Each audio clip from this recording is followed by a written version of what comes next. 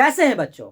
उम्मीद करते हैं आप एक बेहतरीन इंसान बनने का प्रतिज्ञा ले रहे होंगे और उसको पूरा करने के लिए जो है क्या होंगे, जद्दोजहद लगा रहे होंगे। तो चलिए मैं उस जद्दोजहद में आपको पुश कर देता हूँ। पुश करने के चलते दोस्तों, क्या है आज का topic? Application of Gauss theorem. Application of क्या बच्चों? Gauss theorem. कौन सा गॉस थ्योरम की बातें कर रहा हूँ? मैं फ्लक्स की बातें कर रहा हूँ।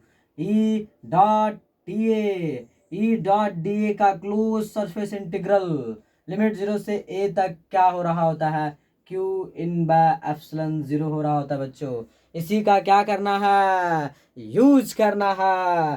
कैसे कैसे यूज करना है? इसको यूज करने के दोस्तों मैंने बताया था कि क्या लेना पड़ता है। सबसे पहले एक गॉसियन सरफेस लेना पड़ता है। आप पॉइंट को नोट करिए। पहला step, choose the Gaussian surface.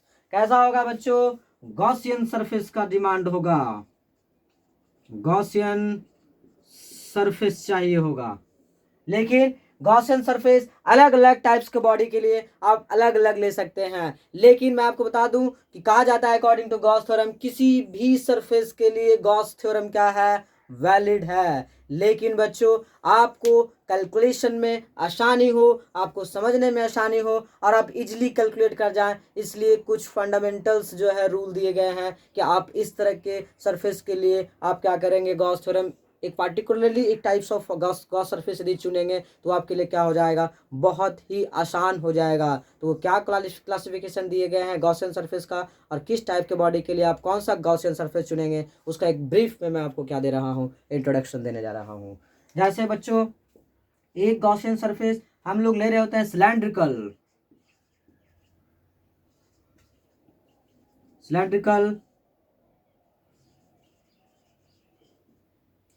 Gaussian surface. दूसरा एक हो रहा होता है बच्चों, जिसे कहते हैं हम लोग स्फेरिकल गॉसियन सरफेस।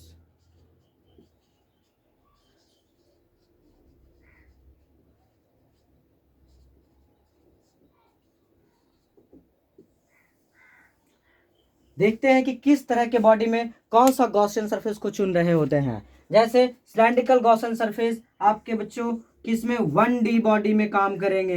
पहला किस में बात करेंगे? 1D बॉडी होगा। चार्ज के रिस्पेक्ट में यदि 1D बॉडी होगा मीन्स रॉड होगा, लाइन चार्ज होगा, तो वैसे कंडीशंस में जो है किसका इस्तेमाल कर रहे होंगे आप? गॉसियन सरफेस का इस्तेमाल क्या करें? कौन सा चुनेंगे आप बच्चों? Cylindrical Gaussian surface. दूसरा 2D बॉडी में मीन्स 2 डायमेंशनल जो बॉडी होगा उसमें भी आप किसका इस्तेमाल करेंगे? गॉसियन सरफेस जो आप चूज करेंगे बच्चों वो क्या लेना चाहिए? सिलेंड्रिकल लेना चाहिए। लेने के लिए आप किसी भी तरह का ले सकते हैं, आपसे सॉल्व कर जाएंगे, लेकिन आइडियली आपको क्या लेना चाहिए? Cylindrical Gaussian surface. किस तरह की चीजों में? 1D बॉडी में एंड 2D बॉडी में। तीसरा बच्चों मैं आपको बात कर रहा हूं दूसरा में कि स्फेरिकल गॉसियन सरफेस किस तरह के बॉडी के लिए लेंगे। इसमें पहला होता है पॉइंट चार्ज बच्चों। कैसा चार्ज? पॉइंट चार्ज यदि किसी में किसी पर है तो उस तरह के जो है आप किस तरह का सरफेस का चयन करेंगे? उस तरह के प्रॉब्लम के लिए गॉस यूज करने के लिए, गॉस थ्योरम्स का यूज करने के लिए आपको किसका यूज करना पड़ेगा? Spherical Gaussian surface. और एक जो इंपॉर्टेंट रिजल्ट्स आपको ध्यान में रखना चाहिए जो आप बार बार इस्तेमाल करेंगे वो क्या होगा? 3D body. कैसा body? 3D body like sphere के लिए भी आप क्या यूज कर सकते हैं? स्फेरिकल गॉसियन सरफेस का इस्तेमाल कर सकते हैं। यदि बच्चों ये बात आपको पता चल रहा है कि किस तरह के सरफेस के लिए किस तरह के बॉडी के, जिस तरह का बॉडी का चार्ज आपके बॉडी पर है, यदि पॉइंट चार्ज है तो आपको स्फेरिकल गॉसियन सरफेस चुनना चाहिए। और यदि क्या है, सिलेंड्रिकल गॉसियन सरफेस चुनने का जरूरत कहाँ महसूस हो रहा होगा? 1D body and 2D body में। एंड 3D बॉडी में किसका जरूरत पड़ रहा होगा? फिर से स्फेरिकल गॉसियन सरफेस का इस्तेमाल करने का जरूरत पड़ सकता है। यदि ये बात आपको समझ में आ रहा है तो आप पहले जो है इसको नोट डाउन करिए, उसके बाद मैं आपको गॉसियन सरफेस को चूज करके दिखाऊंगा किसी भी तरह के जो एप्लीकेशन का जवाब।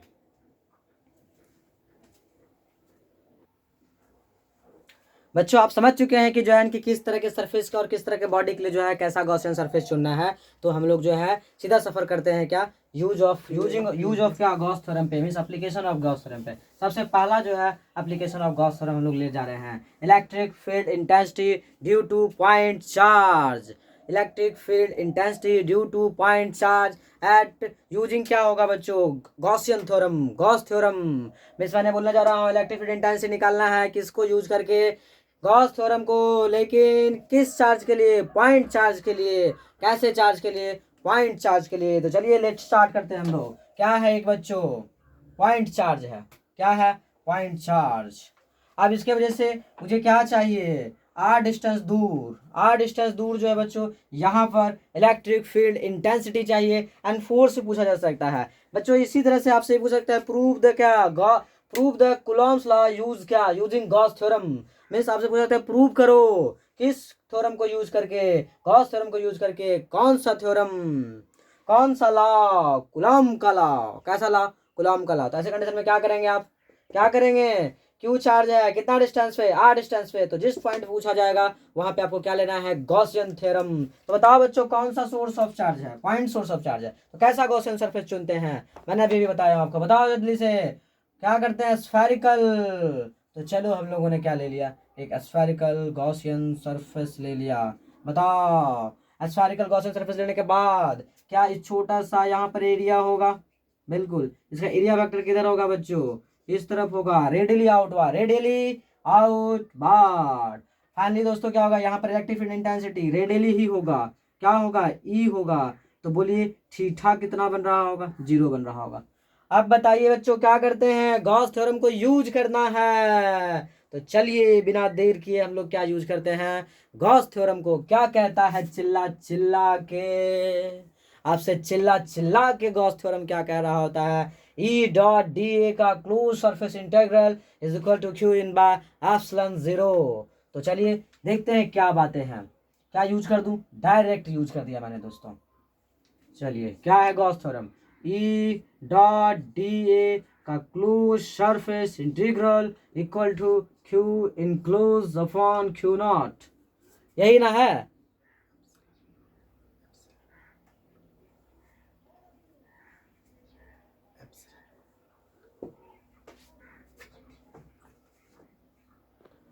बच्चों हम लोगों ने यूज कर रहा हूं क्या, ई डॉट डी ए का close surface integral equal to क्या, Q in by epsilon 0, Q in by epsilon 0। तो चलिए क्या होगा, क्या इस गॉसियन सरफेस के लिए पूरा का पूरा क्या होगा, इलेक्ट्रिक फील्ड इंटेंसिटी क्या होगा, कांस्टेंट होगा, क्योंकि यहाँ से भी आर डिस्टेंस, यहाँ से भी आर डिस्टेंस, यहाँ से भी आर डिस्टेंस, यहाँ से भी आर डिस्टेंस, रेडियस क्या होते हैं, हर जगह सेम होते हैं, इसलिए इंटेंसिटी क्या हो जाएगा, सेम हो जाएगा। फिर भी मैं इसे लिख रहा हूँ, ई डी ए डॉट का मतलब कॉस थीटा होते हैं, थीटा का वैल्यू कितना है बच्चों, 0 है। क्या क्लोज सरफेस इंटीग्रल होगा, क्यू सरफेस इंटीग्रल, लेकिन किसके रिस्पेक्ट में लगेगा बच्चों, एरिया के रिस्पेक्ट में, इसलिए लिख दिया क्या, ए तक लिमिट लग गया बच्चों। यहाँ पर क्या होगा, कितना चार्ज है, क्यू, इस स्फीयर के अंदर कितना चार्ज रखा हुआ है, only and only Q charge रखे गए हैं। कैसे चार्ज रखे गए हैं, क्यू चार्ज रखे गए हैं। तो क्या किया जाए, क्या यहाँ से ई कांस्टेंट के रूप में बाहर आ जाएगा, cos 0 का वैल्यू 1 हो जाएगा। तो इंटीग्रेशन किसका करना है,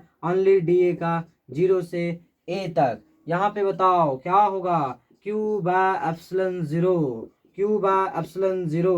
तो क्या यहाँ इंटेंसिटी इसका लिमिट इंटीग्रेशन करोगे ए हो जाएगा, डी ए का इंटीग्रेशन क्या हो रहा होता है बच्चों, ए हो रहा होता है, डीएम का इंटीग्रेशन क्या हो रहा होता है, एम हो रहा होता है। उसी तरह से डी ए का इंटीग्रेशन भी क्या होगा, ए हो जाएगा। तो क्या मैं डायरेक्टली ए रख दूं, बिल्कुल, Q by epsilon 0, Q by epsilon 0। अब ए का वैल्यू क्या लिखा जा सकता है, क्या इस क्लोज सरफेस को इंटीग्रेट किया था, बिल्कुल, कितना था होता है स्फीयर का surface area, 4 pi R square, Q by epsilon 0, Q by epsilon 0। तो चलिए दोस्तों मैं इसको कहाँ लेके चलता हूँ, थोड़ा सा लॉन्ग ड्राइव पे लेके चलता हूँ।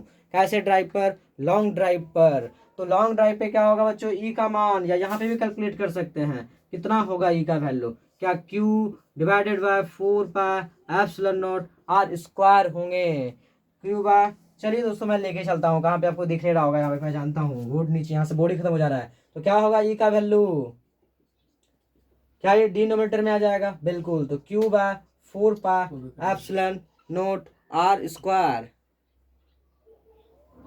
Are square. चलिए दोस्तों बच्चों यहाँ को मैंने क्या कर दिया, E into four power square equal to क्या, क्यूब एप्सिलॉन नॉट। तो 4 पावर स्क्वायर को मैंने कहाँ दे दिया, डिनोमिनेटर्स में दे दिया हूँ। किस में बात कर रहा हूँ बच्चों, डिनोमिनेटर्स में डाल के। तो क्या होगा ई का फाइनल वैल्यू, क्या होगा बच्चों, लॉन्ग ड्राइव पे। तो क्या होगा, डिनोमिनेटर में आ जाएगा क्या, 1/4 पाई एप्सिलॉन 0 क्यू बाय क्या हो जाएगा, आर स्क्वायर हो जाएगा। क्या इसे आप जानते हैं, अरे जानते हैं, ये जाना पहचाना है, अरे वही लल्लू है जिसके साथ अल्लू खाए थे आप। अरे लग नहीं रहा है ये इलेक्ट्रिक फील्ड इंटेंसिटी का फंक्शन है, क्या ये खे है, अरे क्या है, electrostatic constant Q by R square. अब तो जानते होंगे बच्चों, वही क्या है, ये लल्लू है, मीन्स इलेक्ट्रिक फील्ड इंटेंसिटी है। क्या बात समझ में आता है। अब बोलो यहाँ पे मैं क्या रख दूं, एक क्यू नॉट चार्ज रख दूं, या इसे Q1 कह दूं, इसे Q2 कह दूं, अरे क्या कह दूं, Q2 कह दूं। तो क्या इन दोनों के बीच कितना फोर्स लग रहा होगा, क्या बताया जा सकता है, बताया जा सकता है कि नहीं बताया जा सकता है, बिल्कुल बताया जा सकता है। देखिएगा कैसे, क्या इंटेंसिटी कैलकुलेटेड है, इंटेंसिटी पता है, बिल्कुल के क्यू वन वन हो जाएगा क्योंकि सेंटर पे होगा, तो अपॉन कितना, आर स्क्वायर हो जाएगा। और अब जरा बताइए फोर्स के लिए क्या होता है function, E multiplied by Q, E multiplied by Q.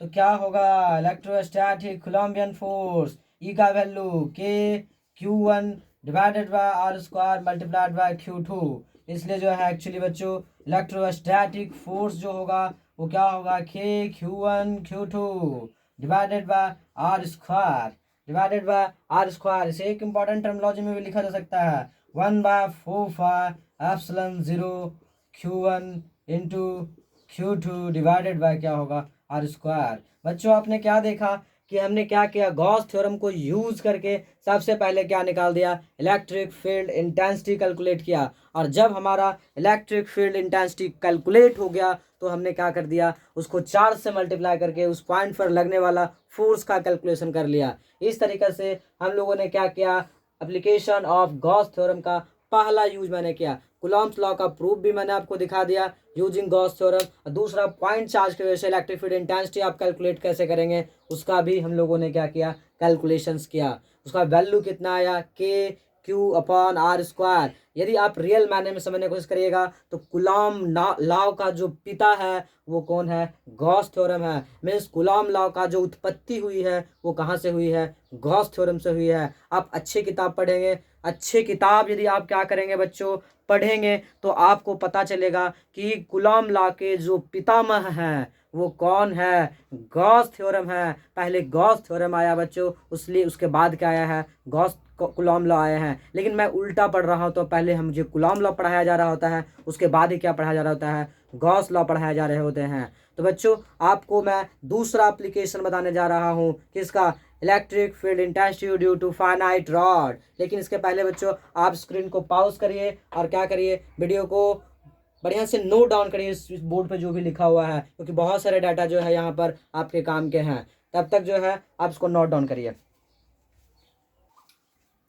बच्चों हम उम्मीद करते हैं कि क्या कर चुके होंगे, इतना देर में आप नोट कर चुके होंगे। अब हम लोग लेके चलते हैं दूसरा एप्लीकेशन ऑफ क्या, गॉस थ्योरम। गॉस थ्योरम का दूसरा एप्लीकेशन क्या है बच्चों, electric field intensity due to straight wire, straight charge wire. बच्चों स्ट्रेट चार्ज वायर की वजह से इलेक्ट्रिक फील्ड इंटेंसिटी कितना हो रहा होगा, और किसको यूज करके, गॉस थ्योरम को यूज करके कैसे फाइंड करते हैं, कैसे गॉस थ्योरम का यूज कर रहे होंगे, कैसे इस्तेमाल कर रहे होंगे, उसके लिए एक डेरिवेशन करने जा रहा हूँ।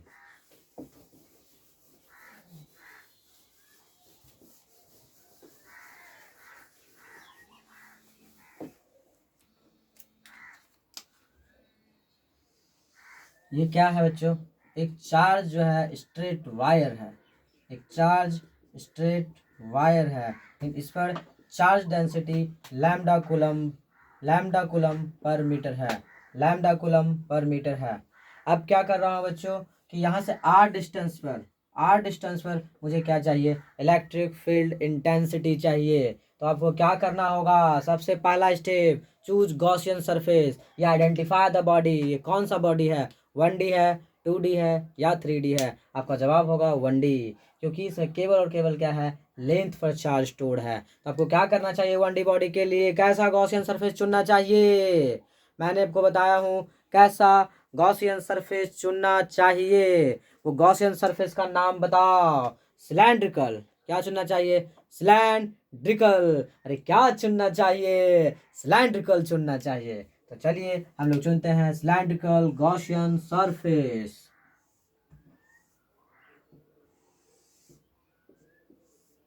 एक क्लोज सिलेंड्रिकल गॉसियन सरफेस हम लोगों ने क्या कर लिया? ले लिया हूं बच्चों। इसमें कितना सरफेस होगा? एक क्या होगा? ऊपर का डिस्क होगा, first Gaussian surface, and second Gaussian surface, and third क्या होगा? कर्व गॉसियन सरफेस होगा बच्चों। तीनों मिलकर ही क्या बन रहा होगा? एक क्लोज गॉसियन सरफेस हो रहा होगा। और यदि मैं सबके बाद लिए बात करूं तो यहाँ पर इस सरफेस के लिए इलेक्ट्रिक फील्ड इंटेंसिटी का डायरेक्शन क्या होगा? इस तरफ होगा। एरिया वेक्टर का डायरेक्शन कहाँ होगा? ऊपर होगा बच्चों। किसका डायरेक्शन? एरिया वेक्टर का डायरेक्शन कहाँ होगा? ऊपर। तो थीटा कितना बन रहा है? 90 डिग्री। कितना डिग्री? 90 डिग्री। तो 90 डिग्री पर फ्लक्स क्या हो जाते हैं?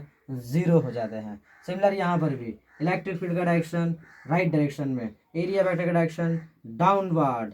कहाँ होगा? डाउनवर्ड। थीटा कितना बना? 90। तो फ्लक्स कितना होगा? जीरो। क्या सरफेस 1 और सरफेस 2 दोनों से फ्लक्स क्या हो चुका है? जीरो हो चुका है। यहाँ पर यदि इसका एरिया वेक्टर ले लूं तो क्या हो? उसका डायरेक्शन डी होगा, आउटवर्ड। लेकिन इसका क्या होगा? इंटेंसिटी का भी डायरेक्शन उधर ही होगा। तो थीटा कितना बन रहा होगा? 0 डिग्री। तो क्या फ्लक्स कुछ होगा? बिल्कुल होगा बच्चों। फ्लक्स यहाँ पर जीरो नहीं होगा। लेकिन मुझे क्या अप्लाई करना है? गॉस थ्योरम अप्लाई करना है, इसलिए कर रहा हूं यूजिंग गॉस थ्योरम या यूजिंग गॉस लॉ। क्या होता है बच्चों? वो होता है ई डॉट डी ए का close surface integral equal to Q enclose by epsilon zero. Q enclose by epsilon zero. क्या बच्चों एक सरफेस है हमारे पास या तीन सरफेस है? तीन सरफेस है, लेकिन क्या दो का जीरो हो चुका है? तो फाइनली किसका लगेगा? एक का। लेकिन मैं आपको एक्सप्लेन करने के लिए इसे कितने सरफेस में लेता हूँ? सरफेस 1 के लिए, सरफेस 2 के लिए और सरफेस 3 के लिए। क्यों जीरो हो रहा है? क्योंकि ई डी ए कॉस 90 हो रहे हैं, क्लोज सरफेस इंटीग्रल। फिर क्या होगा? ई डॉट डी ए कॉस क्या हो रहे हैं? 90 हो रहे हैं, क्लोज सरफेस इंटीग्रल। फिर प्लस क्या हो रहा है? ई डॉट डी ए कॉस 0 हो रहे हैं, close surface integral Q in by epsilon zero. Q in by epsilon zero. क्या कॉस 90 का वैल्यू जीरो? तो ये भी क्या हो जाएगा? जीरो हो जाएगा। ये दोनों फंक्शन क्या होगा बच्चों? जीरो होगा। तो फाइनली क्या लिखाएगा? E dot D A cos zero का वैल्यू 1 होगा। तो क्या इसी का इंटीग्रेशन करना है? कहाँ से कहाँ तक? क्यू इन तो होगा और यहाँ का एप्सिलॉन जीरो होगा। अब ई डॉट डी ए में ई क्या होगा? कांस्टेंट होगा। क्या होगा बच्चों? कांस्टेंट। तो बाहर आ जाएगा। इंटीग्रेशन किसका होगा? डी ए का। जीरो से कहाँ तक लगेगा? लिमिट ए तक लगेगा। ए तक। तो Q Q in by epsilon zero. अब बताओ बच्चों क्या होगा? ई होगा डी ए का इंटीग्रेशन कितना होगा?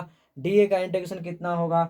ए होगा। तो क्या होगा यहाँ? Q in by epsilon zero. Q in by epsilon zero. इस फंक्शन को मैं थोड़ा सा एलेबरेट करता हूँ, आपको बातें पूरी समझ में आएगी। थोड़ा सा यहाँ से हम लोग कहाँ चलते हैं? लॉन्ग ड्राइव पर, या फिर चलते हैं कोना में बच्चों। कहाँ चलते हैं? कोना में। क्या है वो? क्या लिखा गया है? E into A equal to Q in close by epsilon zero. E into A enclose. Q enclose क्या लिखा सकता है? यदि इस रॉड का लेंथ यदि एल है बच्चों, तो आप जानते हैं कि क्यू के लिए क्या एक फंक्शन यूज किया जा सकता है। देखिएगा कैसे मैं क्यू कैलकुलेट कर रहा हूँ। अब बताओ लैम्डा बराबर क्या हो रहे होते हैं? लैम्डा बराबर क्या हो रहे होते हैं? क्यू अपॉन लेंथ हो रहे होते हैं बच्चों। तो क्यू इन यदि मैं बात करूँ तो क्यू इन का वैल्यू कितना होगा? लैम्डा इंटू क्या हो जाएगा बच्चों? जल्दी से बताओ। ए होगा या एरिया होगा? क्या होगा यहाँ पर? एल हो जाएगा। लैम्डा इंटू क्या हो जाएगा बच्चों? एल हो जाएगा। क्या होगा? एल। तो क्या ले लिया जाए यहाँ पर?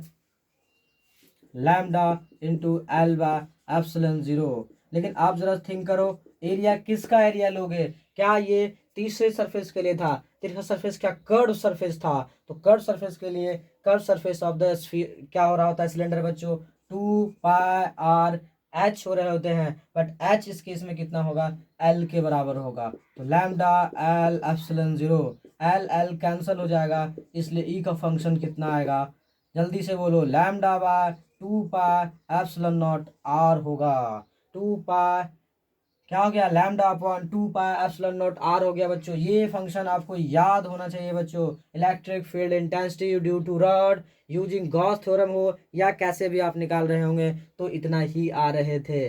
कितना आ रहा था बच्चों? Lambda by 2πr epsilon zero. कितना आ रहा है दोस्तों? ये फंक्शन पूरा का पूरा क्या होना चाहिए? याद होना चाहिए। आपको मैं एक बार फिर से कंसेप्ट को रिवीजन करा देता हूँ। क्या करना चाहिए? सबसे पहले आपको गॉसियन सरफेस चुनना चाहिए। उससे भी पहले आपको क्या करना चाहिए? आपको आइडेंटिफाई द क्या करना चाहिए? बॉडी करना चाहिए। जब आप बॉडी आइडेंटिफाई करते हैं, रॉड कैसा बॉडी है, 1D बॉडी है, तो गॉसियन सरफेस कैसा चुनेंगे? सिलेंड्रिकल।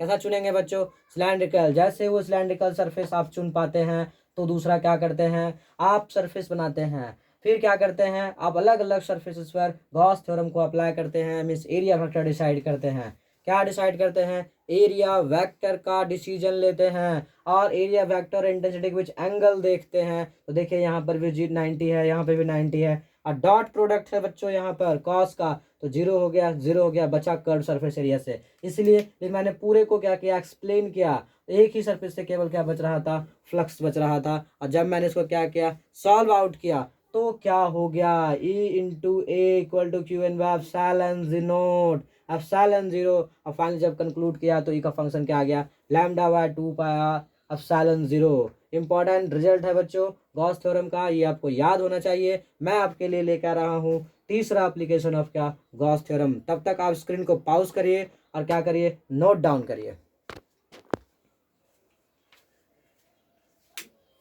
सोचो 5 मिनट से ज्यादा देर तक। चलिए बच्चों, क्या आप नोट कर चुके हैं? हाँ, उम्मीद करते हैं आप नोट कर चुके होंगे। तो हम लोग स्टार्ट करते हैं थर्ड एप्लीकेशन ऑफ क्या? Gauss theorem. गॉस थ्योरम का तीसरा अनुप्रयोग क्या है दोस्तों? देखते हैं। Electric field intensity due to sheet. Sheet की वजह से बच्चों हम लोग बात करेंगे क्या? इलेक्ट्रिक फील्ड इंटेंसिटी का। देखिएगा, खास है, खास है।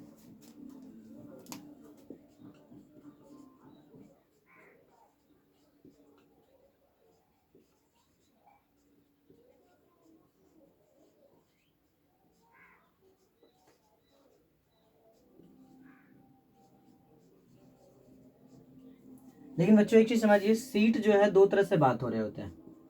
एक नॉन कंडक्टिंग सीट,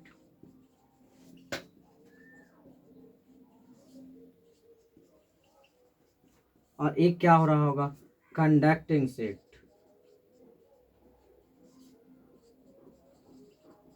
ये दोनों का डेरिवेशन गॉस थ्योरम से क्या हो रहा होता है? अलग हो रहे होते हैं। बस थोड़ा सा डिफरेंट हो रहा होता है, स्लाइटली डिफरेंट हो रहे होते हैं। एक का कंसेप्ट यदि समझ जाते हैं हम लोग, तो दूसरा भी क्या हो जाएगा? इजीली समझ में आ जाएगा। देखिएगा, सबसे पहले हम लोग बात करते हैं किसका?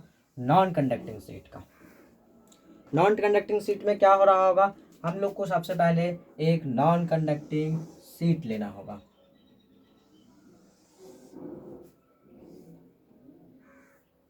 कभी कभी बच्चों लिखा जा सकता है due to sheet, infinite sheet भी लिखा जा सकता है बच्चों। Infinite sheet. इनफाइनाइट दोस्तों कोई भी चीज होते नहीं है, रिलेटिव होते हैं। इनफाइनाइट टर्म कैसे टर्म है? रिलेटिव टर्म है। ये हमारा मार्कर भी इनफाइनाइट हो सकता है। इसके कंपेयर में, एक छोटे से पॉइंट के कंपेयर में, यदि मान लेते हैं 2 सेंटीमीटर है या 10 सेंटीमीटर है, 10 सेंटीमीटर से मैं बात कर रहा हूँ 0.0000001 mm दूर जो पॉइंट होगा, क्या उसके लिए ये मार्कर क्या होगा? इनफाइनाइटली बिहेव करेगा। करेगा कि नहीं करेगा? करेगा। इसलिए इनफाइनाइट टर्म बच्चों डराने के लिए नहीं है, वो आपको रिलेट्स करने के लिए दिए गए हैं, छोटे चीज़ों को एक बड़े पैरामीटर्स के साथ। तो आप एकदम ध्यान में रखिए कि इन्फिनिटी टर्म जो है एक रिलेटिव टर्म है। कैसा टर्म है? Relative term. चलिए ठीक है। ये चार्ज है बच्चों, ये सीट क्या है? इलेक्ट्रीफाइड है, यूनिफॉर्मली इलेक्ट्रीफाइड। अच्छा बच्चों ये बताओ ये 1D बॉडी है या 2D बॉडी है? आप कहोगे ये भैया 2D बॉडी है। कैसा बॉडी है? 2D बॉडी है। चलिए ठीक है, तो आप ये बता दो 2D बॉडी में कैसा गॉसियन सरफेस होता है? कैसा होता है? कैसा होता है? स्फेरिकल होता है या सिलेंड्रिकल? मैंने बताया हूँ, जल्दी से बताओ। वो होता है सिलेंड्रिकल। तो चलिए हमने क्या ले लिया, एक सिलेंड्रिकल गॉसियन सरफेस डिजाइन किया। क्या किया बच्चों? एक सिलेंड्रिकल गॉसियन सरफेस डिजाइन किया।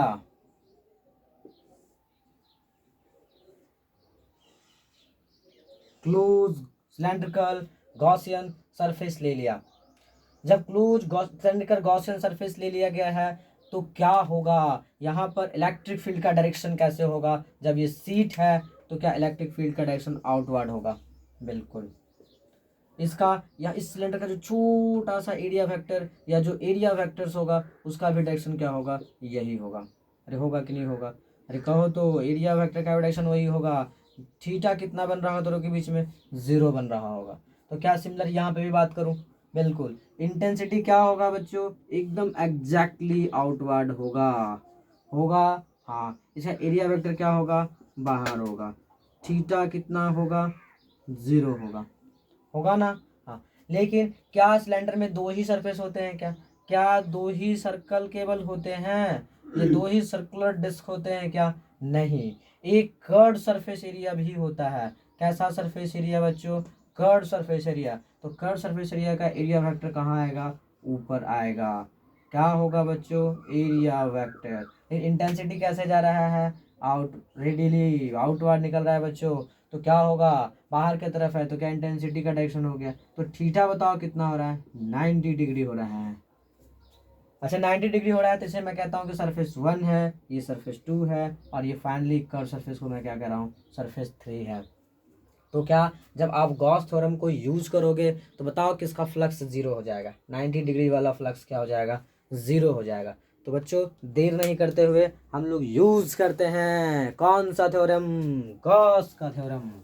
चलिए गॉस लॉ को यूज करते हैं। क्या कहता है गॉस लॉ? गॉस लॉ कहता है ई डॉट डी ए का close surface integral equal to Q in by epsilon 0। Q in वाले, लेकिन एक चीज़ बच्चों, एक चीज़ समझिए, क्यू इन के लिए एक डाटा का रिक्वायरमेंट होगा। ये जो 1D बॉडी है, ये 2D बॉडी है, तो क्या चार्ज डेंसिटी क्या होगा इसका? Sigma coulomb per metre square. Sigma coulomb per metre square. चलिए लेकिन ये कितने सरफेस पे लगेगा आप ही बताओ? 1 सरफेस से, 2 सरफेस से, 3 सरफेस से। लेकिन बताओ कौन सा सरफेस 0 हो जाएगा? 1 सरफेस, 2 सरफेस, 3 सरफेस। 90 डिग्री वाला 0 हो जाएगा। तो ये कितना होगा? ई डॉट डी ए का क्लोज सरफेस इंटीग्रल, फिर क्या ई डॉट डी ए का क्लोज सरफेस इंटीग्रल क्या plus 0 equal to Q in close by epsilon 0 होगा। बोलो सत्यनारायण स्वामी की जय। अरे वाह क्या बात है। चलिए तो यहाँ पे क्या होगा? क्या आम आम कितना? 2 आम। बट आम क्या है? ई डॉट डी ए का close surface integral equal to Q in by epsilon 0। Q in by epsilon 0। दोस्तों आप जरा बताना क्या 2 होगा? ई कांस्टेंट होगा। डी ए का इंटीग्रेशन क्या होगा? ए होगा, क्योंकि 0 से कहाँ तक जाएगा? ए होगा। होगा कि नहीं होगा? बिल्कुल। बट क्यू इन बताओ क्या होगा? क्यू इन बच्चों क्या यहाँ पर भी एक छोटा सा सर्कुलर डिस्क आया था? बिल्कुल, क्योंकि जब आप कट करके निकाल दोगे तो क्या यही चार्ज इनक्लोज होगा? बिल्कुल। तो इस इनक्लोज चार्ज को कैसे निकालेंगे? क्या आप सिग्मा को जानते हो? सिग्मा बराबर क्या होता है? जल्दी से बोलो। क्यू बाय एप्सिलॉन 0, नहीं एप्सिलॉन ए। तो क्या होगा क्यू का वैल्यू? सिग्मा इंटू ए। क्या उठा के रख दिया जाए? क्या यही क्यू इन है? यही क्या है? क्यू इन है। डाल देते हैं कहाँ पर? Sigma into A divided by epsilon 0। क्या ए और ए क्या हो जाएंगे? छम छम हो जाएंगे। क्या हो जाएंगे बच्चों? छम्मा छम्मा हो जाएगा। चलिए वाह। तो बताइए ई का वैल्यू कितना हो रहा है? क्या होगा? Sigma bye 2 epsilon 0। Sigma by two epsilon zero. क्या इलेक्ट्रिक फील्ड इंटेंसिटी फाइंड हो चुका है? बिल्कुल। लेकिन किस सीट की वजह से हुआ है? Infinite sheet. लेकिन किस नेचर का? किस नेचर का? कंडक्टिंग या non conducting? Non conducting. Insulator body होगा बच्चों। वो कैसा सीट होगा? इंसुलेटिंग सीट होगा। अरे होगा कि नहीं होगा? बिल्कुल होगा। लेकिन अब बच्चों इस रिजल्ट पे फोकस्ड करना, इस रिजल्ट पर क्या करना? फोकस करना। क्या समझाता है ये? क्या sigma by two epsilon zero, क्या सिग्मा कांस्टेंट होते हैं? हाँ, टू भी कांस्टेंट होते हैं, एप्सिलॉन जीरो भी क्या होता है? कांस्टेंट होते हैं। यदि ये कांस्टेंट है तो इसका मतलब बच्चों क्या किसी भी सीट के वजह से इलेक्ट्रिक फील्ड इंटेंसिटी जो होगा क्या वो कांस्टेंट होंगे? हाँ, क्या होंगे? कांस्टेंट होंगे। इनफाइनाइटली बिहेवियर्स करने वाला जो सीट होगा बच्चों होंगे नहीं। रिलेटिवली किसी पॉइंट के लिए जो इनफिनिटली इनफाइनाइट रूप से जो क्या कर रहा होगा, रिलेटिवली इंटरेक्ट कर रहा होगा, उसके लिए इलेक्ट्रिक फील्ड इंटेंसिटी हमेशा कांस्टेंट होगा। वैल्यू कितना होगा? Sigma by two epsilon not. ये पूरा रिजल्ट आपको बाय हार्ट होना चाहिए बच्चों। आपको किसी भी तरह के बाधा में आपको आपके ब्लड में रन करना चाहिए। मोस्ट इंपॉर्टेंट, पूरा कैपेसिटर बच्चों, पूरा का पूरा क्या कैपेसिटर डिजाइन किया गया है केवल और केवल किस फार्मूला पर? Sigma by two epsilon not. पूरा धड़ल्ले से क्या करूंगा मैं वहां पर इस्तेमाल करूंगा और आपको आग लगा दूंगा बच्चों। तो इस बात को समझने का कोशिश करिए। मोस्ट इंपॉर्टेंट रिजल्ट है, क्योंकि यही प्लेट और प्लेट रख के क्या बना दिए जाएंगे? कैपेसिटर बना दिए जाएंगे बच्चों। और आपको लगेगा कि ये तो खेल हो गया बच्चों। क्या होगा वो खेल? Sigma by two epsilon zero. चलिए ठीक है, पहले जो है आप वीडियो को पॉज करिए, इसको नोट डाउन करिए, तब फिर मैं आपको बताऊंगा क्या electric field intensity due to infinite sheet. Conducting sheet के लिए बातें करूंगा, ये बच्चों नॉन कंडक्टिंग सीट के लिए था।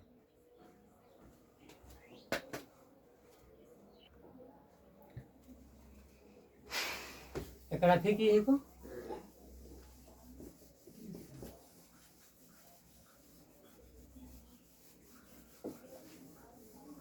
बच्चों हम बात करने जा रहे हैं next topics, electric field intensity due to infinite sheet. लेकिन किस नेचर का होगा वो? कंडक्टिंग नेचर का होगा। कैसा नेचर का होगा? कंडक्टिंग इन नेचर होगा। कंडक्टिंग इन नेचर होगा बच्चों। लेकिन क्या आप नॉन कंडक्टिंग के रिजल्ट को याद रखते हैं? बिल्कुल याद रखते हैं। क्या होता है ई का वैल्यू नॉन कंडक्टिंग के लिए? Sigma by two epsilon zero. ये किस बॉडी के लिए है? Non conducting infinite sheet. Infinite seat इसके लिए बच्चों इनफाइनाइट सीट के लिए है। लेकिन क्या सीट रेक्टेंगुलर होना चाहिए क्या? सर्कुलर होना चाहिए क्या? इस बात का मैं जवाब देता हूं, पहले आप इस वीडियो को देख लीजिए। क्या चीज? Electric field intensity due to infinite sheet. कैसा सीट? इनफाइनाइट होना चाहिए, लेकिन कंडक्टिंग बॉडी होना चाहिए। लेकिन कंडक्टिंग बॉडी के लिए आपको एक रिजल्ट पहले पता होना चाहिए कि कंडक्टिंग बॉडी पर चार्ज कैसे होल्ड होता है। वो सरफेस पर होता है बच्चों। एक छोटा सा भी चार्ज होगा तो उसको थोड़ा समझने की कोशिश करिएगा, उसका कुछ तो थिकनेस होगा उस कंडक्टर्स का। जब उसका कुछ ना कुछ क्या होगा, एक थिकनेस होगा, तो ऐसे कंडीशंस में जो है उस पर दो लेयर्स बन रहे होंगे। एक लेफ्ट तरफ बन रहा होगा और एक क्या बन रहा होगा? राइट तरफ बन रहा होगा। मैं आपको समझाने का कोशिश करता हूँ एक छोटे से किताब के एग्जाम्पल के साथ। आप देखिए दोस्तों, ये एक बुक है। ये क्या है? बुक है। इस बुक को के लिए ही मैंने क्या बना रहा हूँ? एक सीट है। इस सीट को मैं क्या कह रहा हूँ? ये दो तरह के जो है ना क्या है, नॉन कंडक्ट सीट का सुपर कंपोजिशन है। मैं एक क्या कर रहा हूँ, ये पेज ले रहा हूँ। इस पेज को समझने का कोशिश करिएगा एक्चुअली में क्या हो रहा होगा इस पेज के साथ। क्या एक स्टिकर यहाँ है? बिल्कुल। क्या एक व्हाइट स्टिकर जैसे यहाँ काम कर रहा है? एक स्टिकर यहाँ पे काम कर रहा है बच्चों, और एक स्टिकर कहाँ पे काम कर रहा है?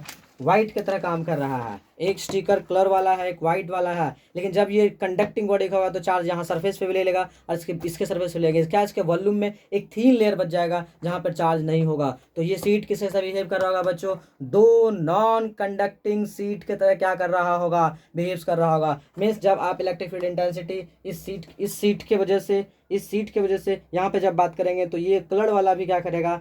Sigma by two epsilon not से एक इंटेंसिटी क्रिएट करेगा, और यहाँ वाला भी क्या करेगा? एक क्या करेगा? Sigma by two epsilon not से क्या करेगा? इंटेंसिटी क्रिएट करेगा। तो ऐसे कंडीशन में बच्चों आप देखने की कोशिश करिए क्या होगा रिजल्ट। इस तरफ जो एक पाला सीट नंबर 1 है और पीछे जो क्या है सीट नंबर 2 है। सीट नंबर 1 के वजह से electric field intensity means E1 कितना होता है बच्चों? नॉन कंडक्टिंग वजह से sigma by two epsilon not. Sigma by two epsilon not. दूसरा बच्चों इसके पीछे जो एक सीट है उसकी वजह से कितना हो रहा होता है, क्या वो E2 हो रहा होता है, उसका डायरेक्शन भी क्या होगा, सेम होगा, sigma bye 2 epsilon not. Sigma bye 2 epsilon not दोनों के क्या दोनों सेम डायरेक्शन में है, बिल्कुल सेम डायरेक्शन में है। तो ई नेट बता दो बच्चों कितना होगा, क्या E1 प्लस E2 होगा, बिल्कुल होगा। E1 का value sigma bye 2 epsilon not sigma bye 2 epsilon 0 means क्या हो रहा है फाइनली सिग्मा बाय एप्सिलॉन 0। क्या ये भी कांस्टेंट है? हाँ। तो आप देखिए कंडक्टिंग की वजह से सिग्मा बाय एप्सिलॉन 0 आ रहा होता है, बट नॉन कंडक्टिंग वजह से कितना आता है, सिग्मा बाय 2 एप्सिलॉन 0 आ रहा होता है। ये बात आपको हमेशा बाय हार्ट करनी चाहिए। दूसरी बात तो मैंने आपको बताया था बच्चों, क्या क्या ये फार्मूला जो है कंडक्टिंग के लिए या नॉन कंडक्टिंग के लिए सिग्मा बाय 2 एप्सिलॉन नॉट या सिग्मा बाय एप्सिलॉन नॉट किसके लिए वैलिड है, किसके लिए वैलिड है, केवल रेक्टेंगुलर के लिए, क्या सर्कुलर डिस्क के लिए वैलिड भी है? हाँ, जो भी चीज जैसा भी क्या जैसे तैसे कोई आर्बिट्रेरी शेप के सीट के लिए भी वैलिड है। हाँ, क्यों? क्योंकि ये सीट जो है किसी भी ऑब्जेक्ट से किसके जैसा बिहेव करना चाहिए। इसका यदि साइज कितना है 1 मीटर है और कितना दूर मैं बात कर रहा हूँ 0.00000 m मीन्स 1 मीटर जो है मच मच ग्रेटर देन क्या है 0.00 m 1 mm यदि है, तो ऐसे कंडीशन में ये सीट चाहे सर्कुलर हो चाहे वो क्या हो रेक्टेंगुलर हो चाहे एनी सेक्शन ऑफ द क्या हो सीट हो, उन सब के लिए जो है ना रिजल्ट बिल्कुल सेम हो रहा होता है बच्चों। वो क्या हो रहा होता है sigma bye 2 epsilon not non conducting sheet के लिए वजह से हो रहा होता है, और कंडक्टिंग सीट से कितना हो रहा होता है सिग्मा बाय एप्सिलॉन नॉट हो रहे होते हैं। यदि ये पूरा का पूरा कंसेप्ट आपके बाय हार्ट हो चुके हैं तो आप जो है कैपेसिटर में धमाल मचा देंगे। दूसरी बात तो मैं आपको बताने जा रहा हूं बच्चों, आपका जो fourth application of Gauss theorem क्या है, इलेक्ट्रिक फील्ड इंस्टेंशियल ड्यू टू क्या स्फीयर। मैं आपको थोड़ा सा वीडियो थोड़ा लंबा हो रहा है बच्चों, इसलिए जो है मैं आपके लेके आ रहा हूँ नेक्स्ट पार्ट 2 लेके आ रहा हूँ एप्लीकेशन ऑफ गॉस थ्योरम का। इसमें पूरा डिटेल में मैं बातें करूंगा किसका एप्लीकेशन ऑफ क्या electric field intensity due to क्या स्फीयर यूजिंग गॉस थ्योरम। तब तक जो है इस वीडियो को लुत्फ उठाइए बच्चों। जिंदगी एक झरना है और मस्ती ही क्या है उसका पानी है, इसमें सारोबार सारोबोर हो जाइए बच्चों।